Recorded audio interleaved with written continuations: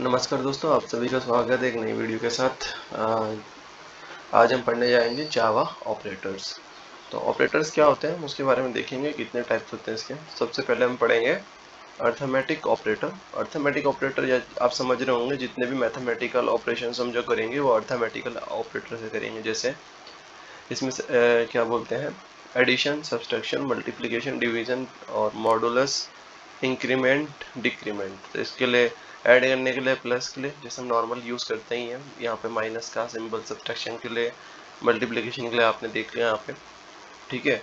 और इसके अलावा हम जो यूज कर सकते हैं डिवीजन के लिए, यहाँ पे डिवीजन के लिए डिवीजन का ही होगा यूज, मॉडुलस के लिए परसेंटेज का, इंक्रीमेंट करने के लिए यानी अगर जो हमारी वैल्यू 1 है किसी भी वेरिएबल में और उसको हमें इंक्रीमेंट करना है 1 से या फिर डिक्रीमेंट करना है 1 से, तो इस तरह से हम कर सकते हैं।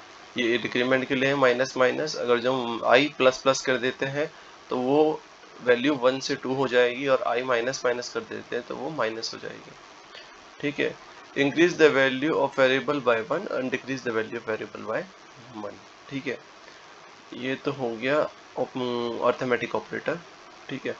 तो ये आपको याद रखनी है क्योंकि इसी का यूज आपको बार बार लॉजिक क्रिएट करने में होगा।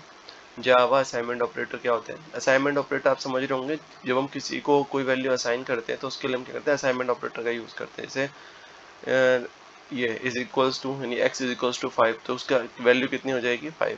ऐसे प्लस इज इक्वल्स टू यानी प्लस ये क्या, हाँ, तो x plus is equals to 3 यानी x, इसका मतलब है x पे जो भी वैल्यू है उसके साथ 3 को प्लस कर दो। तो हमें अलग से यहाँ पे x 3 प्लस x लिखने की जरूरत नहीं है। अगर जो हम इज इक्वल से पहले x प्लस का सिंबल लगा दे, ऑपरेटर यूज करते हैं x के साथ, तो क्या हो जाएगा, वो x प्लस 3 हो जाएगा। ऐसे ही माइनस इज इक्वल्स टू 3, तो ये क्या हो जाएगा, x माइनस 3। ऐसे ही यहाँ पे जितने भी ऑपरेटर हैं जो इज इक्वल से पहले लग रहे हैं, तो उसमें सेम वही ऑपरेशन। इसका मतलब ये है कि आप जो भी वैल्यू आपकी यहाँ पे उसको x के साथ, जो आपके वेरिएबल है उसके साथ उसका ऑपरेशन कर दो, जो यहाँ इज इक्वल से पहले सिंबल दे रखा है उसके अकॉर्डिंग। तो जैसे ये ऑपरेटर दे रखा है, सॉरी, तो x is equal to x into 3, क्या किया इसने, इंटू, यानी जो हमारा स्टार साइन है, मल्टीप्लाई का साइन है यहाँ पर, इज इक्वल्स टू, ये जो ऑपरेटर है इसका काम क्या है कि जो भी वैल्यू इससे पहले पड़ी होगी उसको, और इसके बाद जो वैल्यू पड़ी है उसको, ये ऑपरेशन जो हमने ऑपरेटर यहाँ पे इज इक्वल से पहले यूज किया है उसको परफॉर्म करके उसी पे ही सेव कर देना। सेम ऐसे ही डिवाइड का है, ठीक है। ये क्या बोलते हैं, मॉडुलस का x, ये मॉडुलस 3 परसेंटेज वाला सिंबल, सेम वही है। सारे के सारे ऑपरेटर इसी तरह से यूज होते हैं। ये एंड ऑपरेटर है, ठीक है, ये सारे के सारे ऑपरेटर आपने देखे हुए हैं, बस ये इसी तरह से सेम काम करेंगे।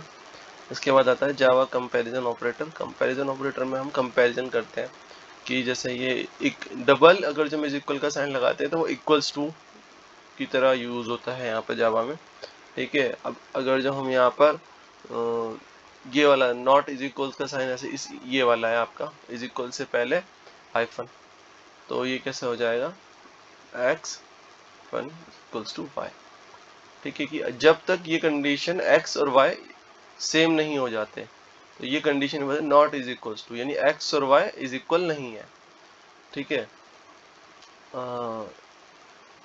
ग्रेटर देन के लिए माइनस में, ये तो आप सभी को बचपन से ही देखते आ रहे हो, तो ये सेम वही सिंबल है। अब ये greater than is equals to मतलब जब तक वो उससे बड़ा है या फिर उसके बराबर है। ये जब हम कंडीशंस लगाएंगे तो वहां पे इनका बहुत ज्यादा यूज होगा, तो इसको ध्यान से समझ लेना। x greater than is equals to y, same ऐसे ही ये लेस देन इज इक्वल्स, नहीं, less than is equals to मतलब अगर जब तक x की वैल्यू y से कम है या फिर उसके बराबर है। तो इस तरह से ऑपरेटर काम कर रहे हैं। इसके बाद आता है लॉजिकल ऑपरेटर। ये सिंपल है, लॉजिक दो ही तरह के होते हैं, या तो वो ट्रू होगा तो फॉल्स होगा, ठीक है। तो एंड यानी लॉजिकल, आपने गेट्स तो पढ़े ही होंगे, एंड और नॉट, जोर, एक्सॉर, तो सेम उसी तरह से भी काम करते हैं कि ये एंड ऑपरेटर है। Returns true if the both statement are true, ठीक है।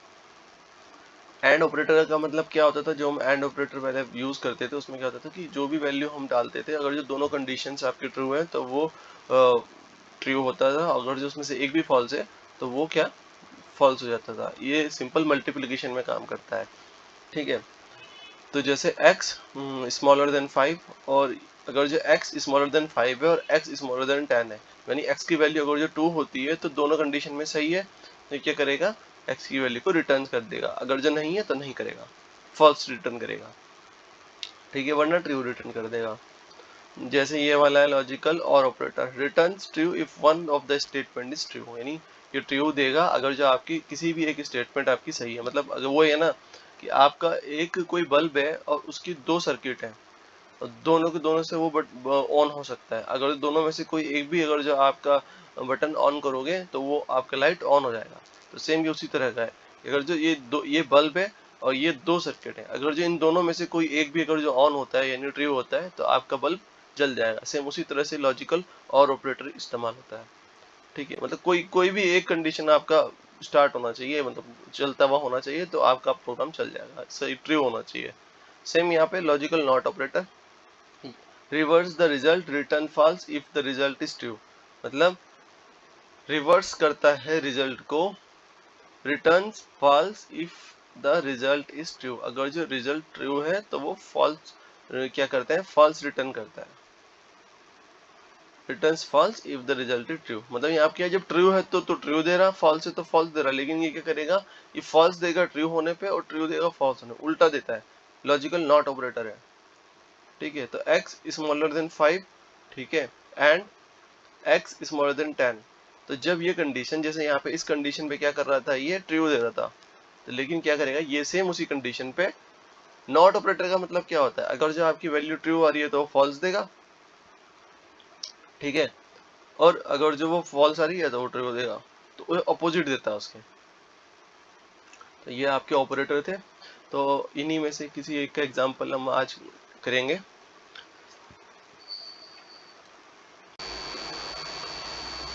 दोस्तों, तो अभी हमने एक क्लास बनाई है डेमो ऑपरेटर करके। यहाँ पे हम क्या करेंगे, सबसे पहले हमें चाहिए कुछ वेरिएबल्स, जिस पे हम क्या करेंगे, अपनी इंटीजर वैल्यू लेंगे। हमें यहाँ पे प्रोग्राम क्या बनाना है, प्रोग्राम हम बनाएंगे कि हम यूज़र से इनपुट करवाएंगे उसकी एज, और फिर उसको बताएंगे कि वो क्या एलिजिबल है क्या नहीं है किसी भी चीज़ के लिए। जैसे हम वोटिंग देने जाते हैं तो एलिजिबिलिटी क्राइटेरिया होता है, तो सेम उसी तरह से हम यहाँ पे कंपैरिजन ऑपरेटर का यूज़ करके एलिजिबिलिटी क्राइटेरिया चेक करेंगे, ठीक है।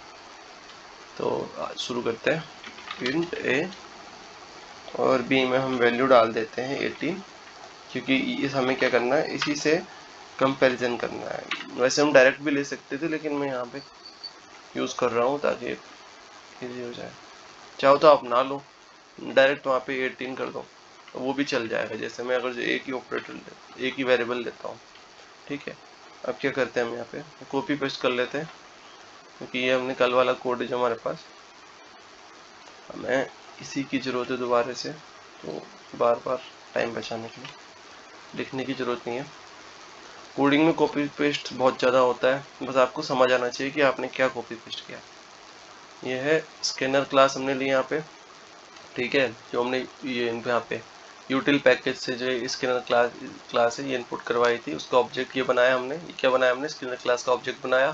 फिर हमने क्या किया, एक मैसेज प्रिंट किया, एंटर योर एज। उसके बाद इसको क्या किया, sc.next, ठीक है, इसका यूज़ किया और उसको किस में यूज़ स्टोर कर दिया, ए में, ठीक है। तो ये तो हो गया हमारा, अभी तक हमने इनपुट ले लिया। अभी हम क्या करेंगे, फिर यहाँ पे इफ स्टेटमेंट का यूज़ करेंगे। यहाँ पे इफ में हम क्या करेंगे, हमें कंडीशंस लगाएंगे। कंडीशन क्या लगाएंगे, if A is smaller than 18, हमने डायरेक्ट यहाँ पे वैल्यू असाइन कर दी इसको, तो एक कर्ली ब्रेसेस के अंदर हमारा ये वाला ऑपरेशन परफॉर्म होगा। और अगर जो ये फॉल्स हो जाती है तो एज, तो इस कर्ली ब्रेसेस के अंदर हमारा कोड जो होगा वो परफॉर्म होगा, ठीक है। हम यहाँ पे और भी इफ कंडीशंस लगा सकते हैं, ठीक है, लेकिन हम अभी भी 2 ही लगा रहे हैं। आगे जैसे जैसे हम करते जाएंगे तो यहाँ पे हमारे बहुत सारे अलग अलग कंडीशंस लगती जाएंगी, ठीक है। तो यहाँ पे हम जैसे कर देते हैं, हमें क्या सिस्टम आउट डॉट प्रिंट चाहिए, कॉपी पेस्ट, और यहाँ पे गया यू आर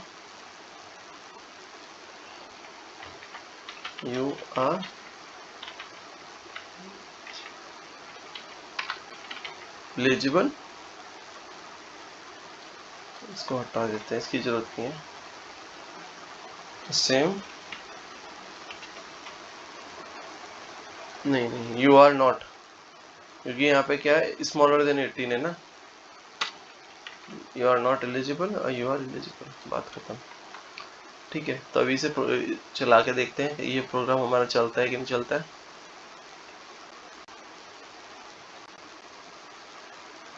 इसने बोला अपनी एज डालो, मैंने डाल दी 19, यू आर एलिजिबल। ठीक है, और अब दोबारा इसे परफॉर्म करते हैं। यहाँ पे क्या किया हमने, डाल दी 14, यू आर नॉट एलिजिबल। तो हमारा जो हमने कंडीशंस लगाई थी, एक बार इसे दोबारा समझ लेते हैं मोटा मोटा, अगर जो किसी को समझ नहीं आया। वैसे तो इसमें कुछ है नहीं ऐसा। ये पब्लिक क्लास डेमो, हमने क्लास बनाई डेमो ऑपरेटर्स करके, public static void main string dot args, ठीक है, जो हमारा मेन मेथड होता है। इसके अंदर क्या किया, इसके अंदर क्लास का ऑब्जेक्ट बनाया, हमने इनपुट करवाया, मतलब मैसेज प्रिंट किया कि अपनी एज डालो, उसको इनपुट करवाया ए में। उसके बाद इफ एज का यूज करके हमने जो कंडीशंस लगाई उसको देखा वो ट्रू है कि फाल्स है। अगर जो फाल्स हुई तो हमने ये वाला मैसेज प्रिंट करवाया। ठीक है, if A is smaller than 18, अगर जो ए 18 से छोटा है, ये कंडीशन ट्रू हुई तो हमने ये वाला मैसेज प्रिंट करवाया। अगर जो हमारी ये इफ कंडीशन जो हमने लगाई है ये फॉल्स हो जाती तो हमने ये वाला मैसेज प्रिंट करवाया। सिंपल सा प्रोग्राम था, छोटा सा, इसमें कोई इतना बड़ी चीज़ नहीं थी।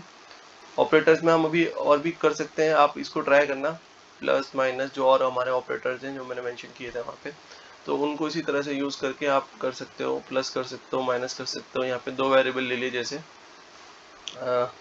मैं यहाँ पे एक और वेरिएबल लेता बी, ठीक है, तो बी मैंने वेरिएबल ले लिया। अब बी में मान लो मैं कोई वैल्यू असाइन कर दूं, जैसे मैं ऐसे ही समझाने के लिए बता रहा हूँ 5, तो मैं क्या कर सकता था यहाँ पे, इधर इस वाले पे चाहूँ तो मैं इसमें क्या कर सकता हूँ, वैल्यू को बढ़ा सकता हूँ।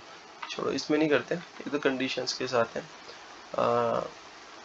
ये है, तो अगर जो मैं क्या कर दूँ, एक ए बी लूँ और एक सी ले लूँ जिस पे मैं इसे ऐड करूँगा।